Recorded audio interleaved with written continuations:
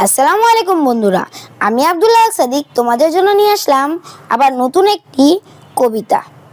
কবিতার নাম সাম্য, লিখেছেন সুফিয়া কামাল।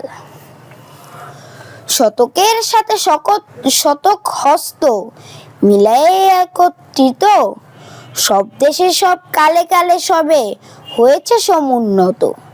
বিপুলা পৃথিবী প্রসারিত পথ, যাত্রীরা সেই পথে চলে কর্মের আহ্বানে কোন অনন্তকাল হতে। মানব জীবন শ্রেষ্ঠ কঠোর, কর্মে সে মহিয়ান, সংগ্রামে আর সাহসে প্রজ্ঞা আলোতে দীপ্তিমান। পায়ের তলায় মাটিতে আকাশে, সম্মুখে সিন্ধু জলে, বিজয় কেতন উড়ায়ে মানুষ চলিয়াছে দলে দলে। ধন্যবাদ।